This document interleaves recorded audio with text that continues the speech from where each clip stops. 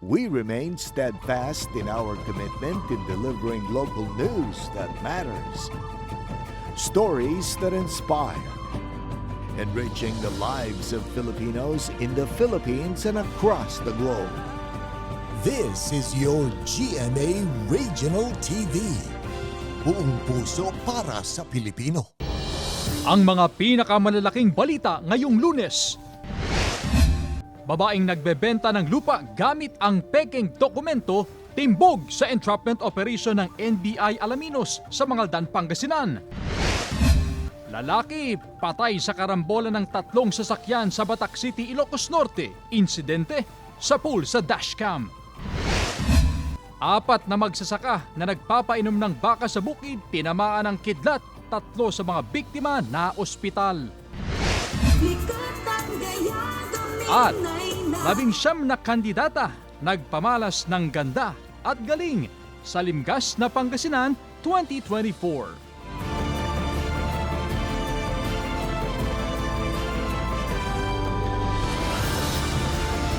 Ito ang GMA Regional TV 1 North Central Luzon.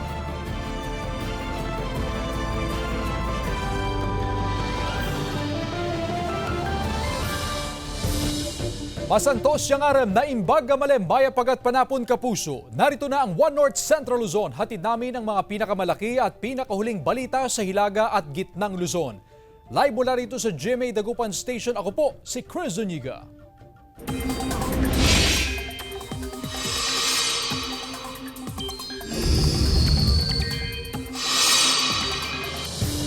Mga kapuso, sa gitna ng matinding init, may ilang lugar pa rin sa bansa ang posibleng ulanin. Bukod sa easterlies, nakakaapekto pa rin sa bansa ang Intertropical Convergence Zone o ITZZ, lalo na sa Mindanao. Base sa datos ng Metro Weather, maraming lugar ang posibleng ulanin sa Northern at Central Luzon. Kasama sa makaranas niyan ang Apayao, Ilocos Provinces, Abra, Mountain Provinces, Benguet, Pangasinan, Zambales, Pampanga, Cagayan at Isabela. May mga kalat-kalat na ulan din at hindi naman magtutuloy-tuloy o malawakan. Posible ring magkaroon ng localized thunderstorms sa iba't ibang bahagi ng bansa. 48 degrees Celsius na heat index na itala sa Dagupan City noong April 26, pinakamataas sa lungsod ngayong tag-init. Sundan sa report. Naitala ng Pag-asa ang 48 degrees Celsius na heat index o damang init ng panahon sa Dagupan City nitong April 26. Ito ang pinakamataas na recorded heat index sa lungsod ngayong dry season. Ayon sa Pag-asa, mas titindi pa ang damang init sa mga susunod na araw. Kabilang ang Dagupan City sa mga lugar sa bansa na nakararanas ng mataas na heat index. So hanggang dyan po yung tinatawag natin na easterly wind flow. Ganyan na pa yung mamalinsangan na hangin. Saan pa rin yun nga, yung asahan natin na tataas pa. Ramdam ng mga Dagupan yung matinding init ng panahon. Kanya-kanyang diskarte ang mga senior citizen upang maibsan ang init. Twice na ang panligo mo sa isang araw. Tapos bihis ka ng bihis. Dahil mahirap, magkasakit ka rin. Kung hindi ako nag-uubad kasi masama din yun.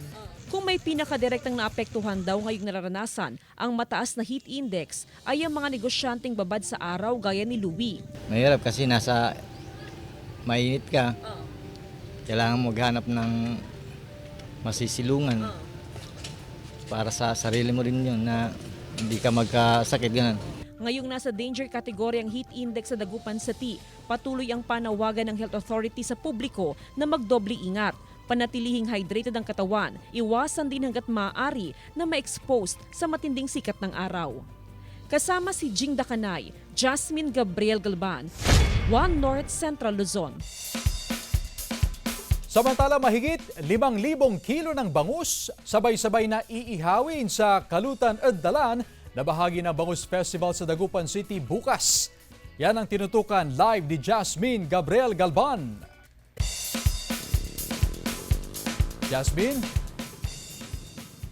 Chris, handang-handa na ang lahat para sa Kalutan Dalan Bangusan Street Party kung saan inaasahang aabot sa mahigit 500,000 ang makikisaya. Kapus-puso ng paghahanda ng lokal na pamahalaan para sa inaabangang Kalutan na Dalan Bangusan Street Party bukas na bahagi ng Bangus Festival 2024 sa Dagupan City. Nakahilera ng mahigit 1,000 grills sa De Venecia Highway Extension kung saan gaganapin ang aktibidad. Mahigit 5,000 kilo ng bangus dagupan ang sabay-sabay na iihawin maliban sa seafoods. 5 kilos per grill po. So you can expect more than 5,000 kilos po ang ang bangus na makikita at ihawin. Mamayang hating gabi, isasara na sa mga motoristang De Venecia Highway Extension na pagdarausan ng Kalutan na Dalan. Papayagan hanggang alas 3 ng hapon ng mga grill owner, sponsor at ilang customer na pumasok sa kalsada para maibaba ang kanilang mga gamit. Full force ang POSO at PNP na magbibigay seguridad sa mga dadalo sa selebrasyon. Kasi hindi naman nila pwedeng buhatin yan ng kalayo-layo. Kaya bibigyan namin sila ng hanggang 8 a.m. hanggang 3 p.m. Iko-close na namin ng 3 p.m. dahil mag-uumpisa na yung programa ng Kalutan ng 4. Mag-clearing kami na Kaya pagkapasok nyo, labas agad sa lukaw. Panawagan ng otoridad sa mga makikiisa sa selebrasyon na iwasan ang magdala ng mamahalin o mahalagang kagamitan para makaiwas sa posibleng pananamantala ng mga kawatan.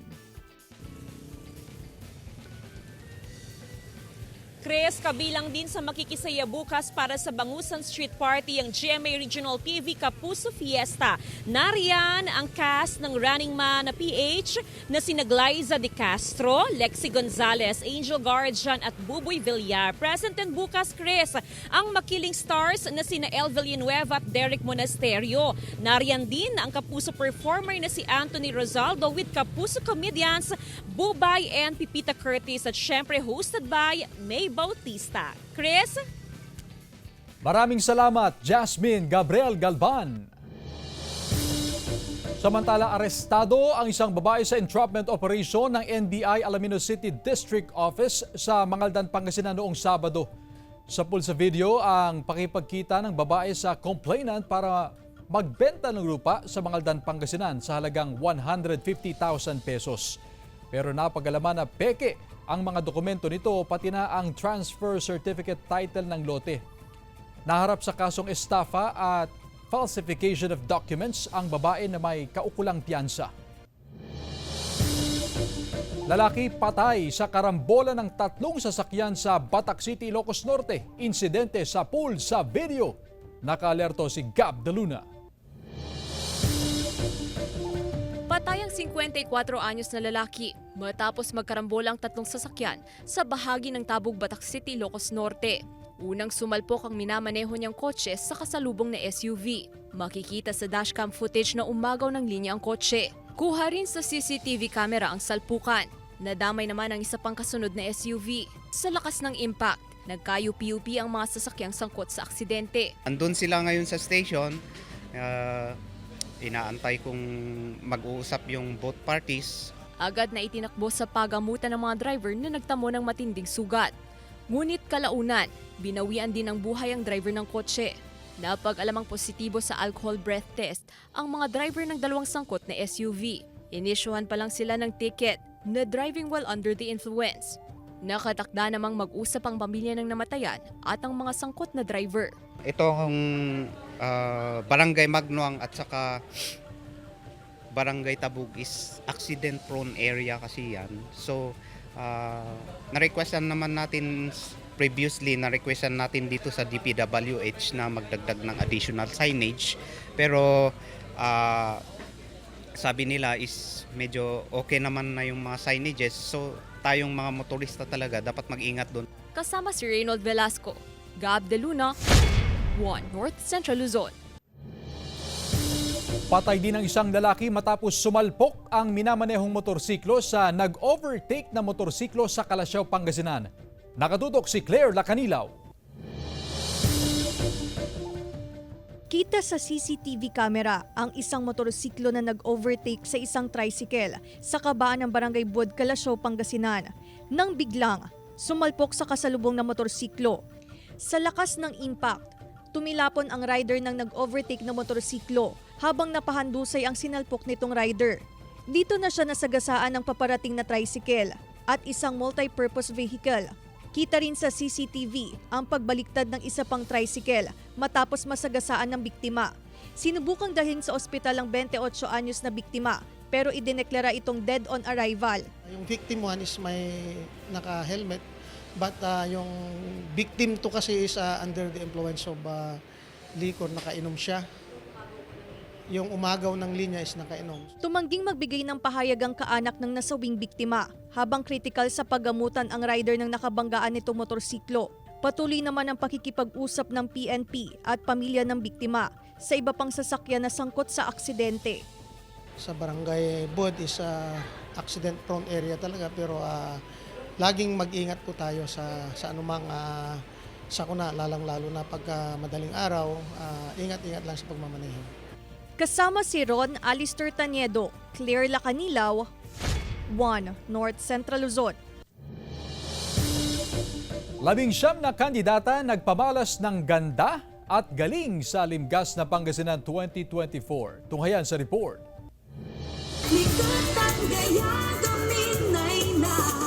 Sa opening number pa lang, nagningning na ang ganda ng 19 na kandidata ng Limgas na Pangasinan 2024 as they conquer the stage. Unang iginawad ang mga special award, kabilang ang Best Advocacy Video na nasungkit ni Limgas na Umingan, Best Creative Costume na naiuwi ni Limgas na Kalasyaw at Best in Swimsuit si Limgas na Malasiki. Sa simula pa lang, panalo na raw agad ang mga kababaihan ng Pangasinan. Congratulations! And madami pa tayong pagdadaanan for your national crown. So, we'll be working more. We will be working with each other more. And to showcase elegance and beauty, rumampang mga kandidata sa kanilang evening gown. Dito na nagpakilig si makiling leading man Derek Monasterio sa kanyang serenade.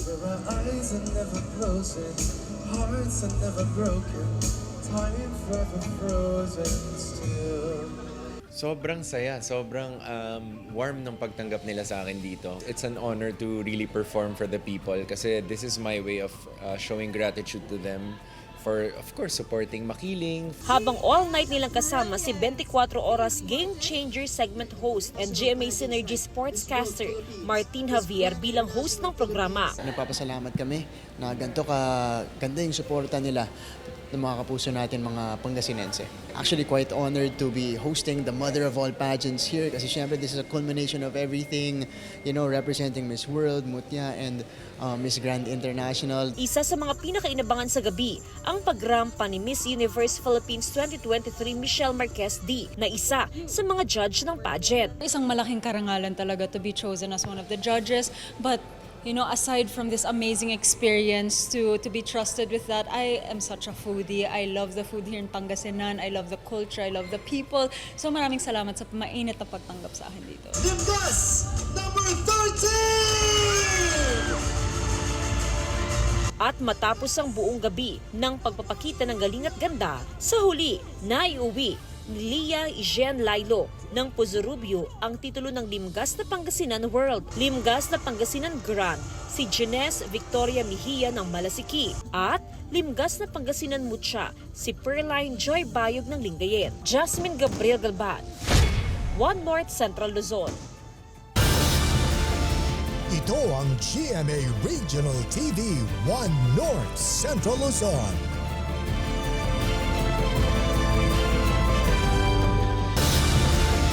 Ito ang GMA Regional TV 1 North Central Luzon. Arestado ang 28 anyos na lalaki matapos maaktuhang nagnanakaw ng mangga sa Kalasyaw, Pangasinan. Sa report ng biktima sa PNP, nakipaghabulan pa raw ang sospek ng sitahin ito habang namimitas ng mangga sa kanilang bakuran sa Barangay San Miguel. Na-corner naman siya ng mga rumespondeng Barangay Tanod. Aabot sa 50 kilos ng mangga ang nakuha mula sa sospek na nakasilid sa 8 plastic bags. Pero bukod sa mangga, nahulihan pa raw ang lalaki ng plastic sachet ng hinihinalang droga. Tumangging magpahayag ang sospek. Arestado naman ang 3 umano'y supplier ng shabu sa magkakawalay na operasyon ng mga otoridad sa Baguio City. Unang isinagawa ang operasyon sa isang hotel sa Legarda Road kung saan nakuha ang mahigit sa 60 grams ng hinihinalang shabu. Nakuhanan pa ng kalibre 22 na baril ang sospek. Samantala, arestado rin sa isa pang operasyon ang 2 katao sa Barangay Irisan. Nasa 50 gramo naman ng hinihinalang shabu ang nakuha sa mga sospek na Tubong, Maynila.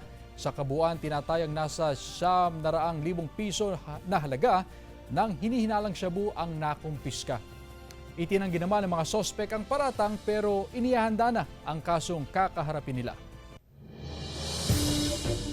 Regular maintenance sa mga pasilidad ipinatutupad ng ilang power plants sa Pangasinan para maiwasan ang aberya ngayong tag-init. Narito ang report ni Joan Punzoy. Sa alinsangan ng panahon ngayon, napakahalaga na hindi pumalya ang supply ng kuryente na nagpapaandar ng electric fan at air conditioning unit. Tiniyak naman ng 2 power plants sa Pangasinan na regular ang maintenance ng kanilang pasilidad para maiwasan na aberya ng supply ng kuryente ngayong mainit ang panahon. Sa amin po, sa Team Energy, round the clock po, 24/7 ang mga kawani ng Suwal Power Station ay nagsusumikap tiyakin na tumatakbo ang planta para makatulong sa energy supply sa Luzon. Fully operational din ang 2 power generating units ng Suwal Power Station. Wala raw nakikitang shortage sa supply ng coal o uling ang planta na posibleng makaapekto sa pag-produce ng kuryente. Ayon naman sa San Roque Power Corporation, bukod sa mga pasilidad, nakamonitor pa rin sila sa supply ng tubig ng dam na source ng irigasyon at supply ng kuryente. May sapat na supply pa rin daw ng tubig sa dam na kayang magbigay ng tinatayang 115 megawatts ng power supply sa Luzon grid kada araw. Joan Punsoy, One North Central Luzon. Sa ibang balita, ilang senior citizens hindi raw naisasama sa listahan ng mga nabibigyan ng ayuda. Sundan sa report. Aminado ang Office for Senior Citizens Affairs o OSCA Mangaldan na madalas silang makatanggap ng maling impormasyon at detalye mula sa mga isinusumiting form ng kanilang mga miyembro. Ito rin daw ang dahilan kung bakit ilan sa mga senior citizen ang hindi na isasama sa listahan ng mga nabibigyan ng ayuda dahil ibang impormasyon na kanilang ibinibigay sa tanggapan. Kasi kung minsan yung mga matatanda na, wala na yung mga anak nila dyan, mga kapitbahay lang, mga kakilala, hindi na nila alam ang tunay na pangalan. Pati yung birthday. Kaya naman mahigpit na isinasagawa ang validation bago ang pag-input ng data sa system ng tanggapan. Sa ngayon, 90% na raw natapos ang validation sa mga miyembro. Nakatakda naman ang pagsusumite ng data sa National Commission of Senior Citizens sa susunod na buwan. Dahil na rin sa edad, hindi raw maiwasang makalimutan ng mga senior citizen ang mga impormasyon sa kanilang sarili. Gaya ng 77 years old na si Lola Raquel. At my age, marami na akong nakakalimutan. Parang diary, para hindi ko makalimutan yung mga iba. Kaya napaka-importante raw ang suporta ng mga kaanak ng mga senior citizen sa pagbibigay ng tamang impormasyon para na rin sa kanilang benepisyo. Tulad ng lola ko, so kailangan may bagong ID talaga. Umuwi ako sa bahay, then nire-remind ko sila about doon. Magpalit na ng bagong ID kasi kailangan po talaga yun. Especially sa mga kailangan po nila sa medicines. Para maberipika ang impormasyon o detalye ng bawat miyembro ng OSCA, maaari namang makipag-ugnayan sa mga lider ng barangay o magtungo sa OSCA. Kasama si Henry Duminsil, Joan Punsoy, One North Central Luzon. Mga kapuso, talagang #best time ever sa Kapuso Fiesta sa Dagupan City bukas. Dahil makasama ang cast ng Running Man PH na sila Glyza De Castro, Lexi Gonzalez, Angel Guardian at Buboy Villar. Kasama rin ang sizzling hot makiling stars na sina El Villanueva at Derek Monasterio sa Bangusan Street Party. Makikiparty rin sina Kapuso performer Anthony Rosaldo at Kapuso comedians Bubay and Pepita Curtis, hosted by May Bautista. Kaya kita-kits sa GMA Stage, 6 p.m. sa De Venecia Road Extension sa Dagupan City. At siyempre, hindi pa rin tapos ang kasiyahan sa Lingayen dahil may special participation sina Sparkles Lian Valentin at Widows War star Juancho Trevino sa Gayaga Pangasinan Festival Street Dancing Exhibition. Abangan naman yan sa May 1, Wednesday, sa Lingayen Capitol Plaza.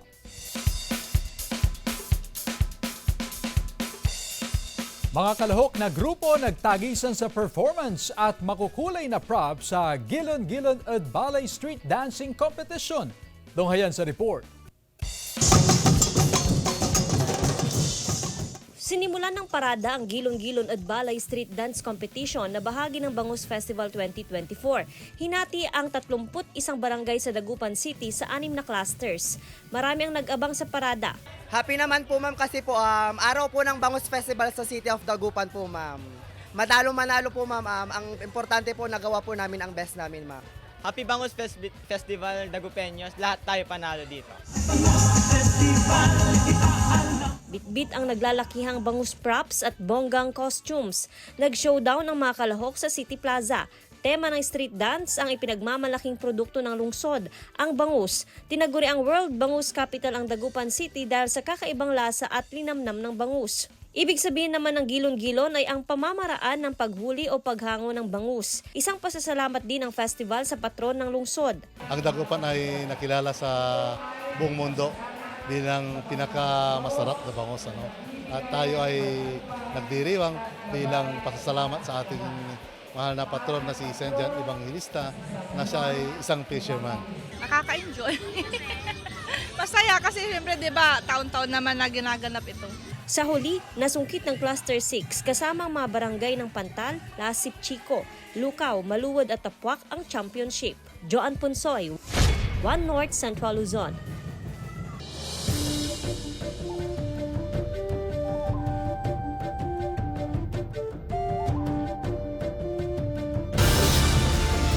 Ito ang GMA Regional TV 1 North Central Luzon.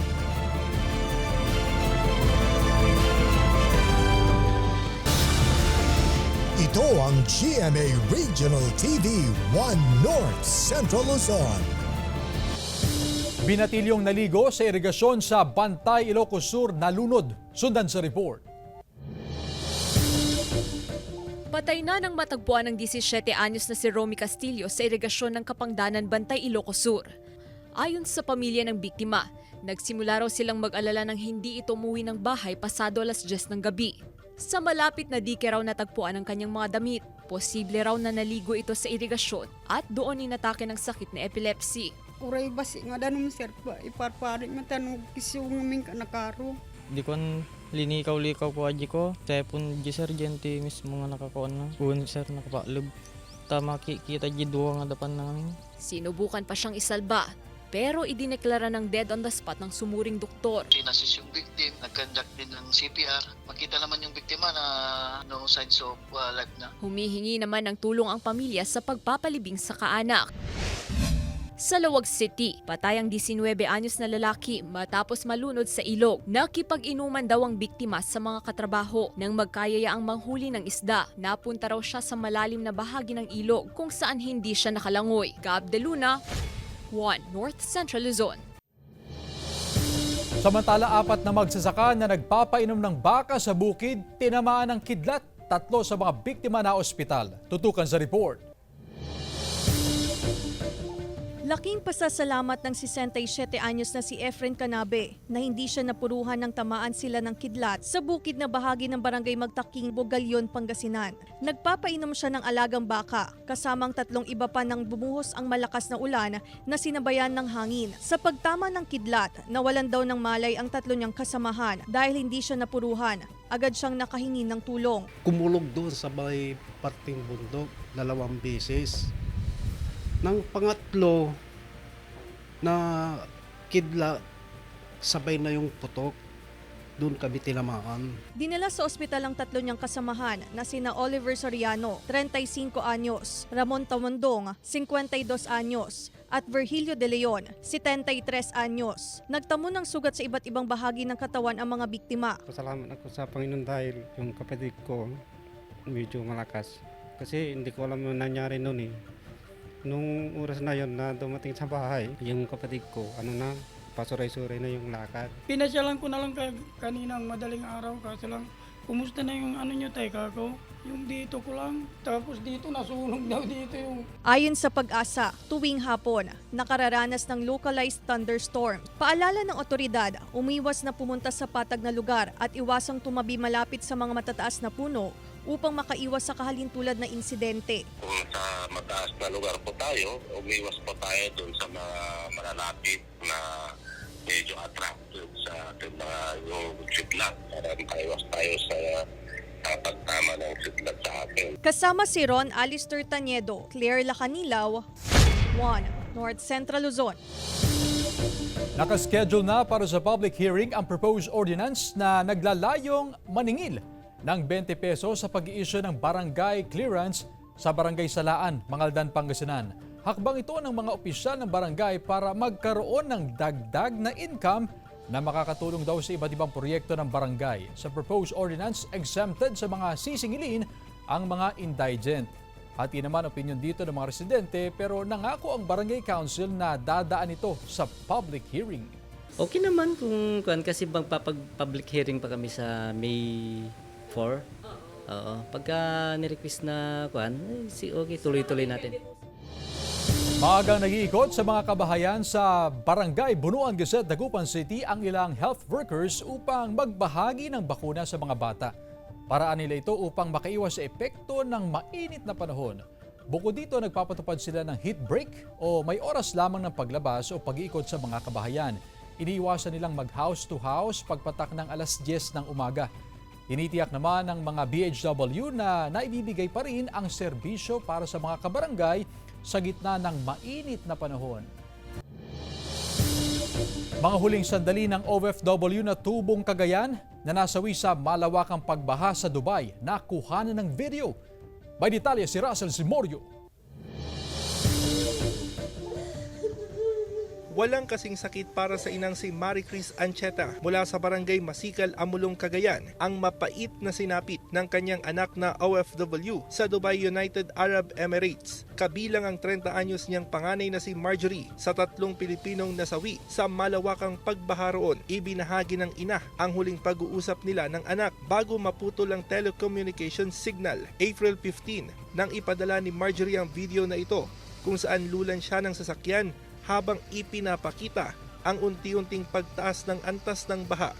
Sabi ko naman sa kanya, huwag ka nang umuwi, mas safe ka dyan, sabi ko, sir. Hindi mama kasi walang makain dito, sabi niya. April 16, nang mabalitaan ni Maricris na namatay ang anak kasama ang isa pang Pinay matapos matrapang kanilang sasakyan sa baha. 1 taon ng guro sa Dubai si Marjorie para itaguyod ang 3 anak sa Pilipinas. Masakit, sir, kasi may anak siya. 3, may kambal pa siya. 1 year and 7 months. Pakiusap lang po sana namin, sana mapadala yung pag-uwi niya. Kasi marami kami nag-aantay sa kanya. Sana mapabilis yung may uwi dito. Ayon sa pamilya Ancheta, nakikipag-ugnayan sa kanila ang Overseas Workers Welfare Administration o OWA para mabilis na maiuwi sa bansa ang mga labi ni Marjorie. Nauna nang sinabi ng OWA na tutulong sila sa mga naulilang pamilya ng 3 Pilipinong nasawi sa matinding pagbaha sa Dubai. Mula sa lalawigan ng Cagayan, kasama si Henry Domencil, Russell Simorio, 1 North Central Luzon. GMA music artist Liana Castillo nagpasample ng kanyang debut single na Baby Girl. Silipin sa report. Not Your Ordinary Girl. Yan ang ipinamalas ng 17-year-old GMA music artist na si Liana Castillo sa kanyang first ever debut single na Baby Girl. At the age of 3, nakakitaan na siya ng talento at galing sa pagkanta. 10 taong gulang siya nang unang sumabak sa singing contest. Big break niya ang pagsali sa The Clash Season 5 ng GMA. Dito po sa The Clash, natutunan ko po na ang kalaban ko po talaga ay sarili ko. Kung kayaan ko pong kainin po ako ng kaba or ng stress, talagang hindi po magiging maganda ang kalabasan. Kaya po talagang sarili po yung puhunan niyo po. Kailangan alagaan ang sarili. Masaya namang ibinahagi ni Liana ang kwento sa likod ng kanyang first ever debut single na Baby Girl. Nais ni Liana na maging inspirasyon ng self-love at empowerment, lalo na sa kabataan. I'm not your baby girl, I'm not that easy kind of girl. Sarili uunahin muna't mamahalin. Bukod dito, nakatuon si Liana sa kanyang paglago bilang aspiring artist. Bukas naman si Liana sa opportunities that will come her way. For now, nakafocus po ako sa aking single. Ito pong Baby Girl. Pero kung may dadating po in the future, Why not po? Ngayong summer, nais niyang makapunta at makapamasyal sa kanyang probinsya sa Samar. Nag-iwan naman ng mensahe si Liana sa mga aspiring artist. Huwag mahiyang matuto, go lang, push lang. Kahit sa tingin mo parang hindi mo kakayanin, parang too late na. It's never too late po actually. Kaya niyo po yan. And kung gustong-gusto niyo po, di ba, may paraan naman. Claire Lacanilaw, 1 North Central Luzon. Samantala, mapapanood niyo po ang episode nito at iba pang pinakahuling lokal na balita sa official website ng GMA Regional TV, www.gmaregionaltv.com. Pwede rin kayo bumisita sa aming official YouTube channel, GMA Regional TV, at i-click ang subscribe button para sa pinakamainit na balita mula sa mga rehiyon. Nais din naming pasalamatan ang mga kapuso sa Hilaga at Gitnang Luzon, maging ang mga kapuso natin abroad. Dahil sa GMA Regional TV, Local News Matters. At yan ang mga pinakamalaki at pinakahuling balita sa Hilaga at Gitnang Luzon. Maraming salamat sa pagsama sa amin pati na ang mga kapuso sa ibang bansa na tumutok sa mga balita sa rehiyon. Ako po si Chris Zuniga. Kami ang GMA Regional TV 1 North Central Luzon. Buong puwersa para sa mas malaking misyon at mas malawak na paglilingkod sa bayan.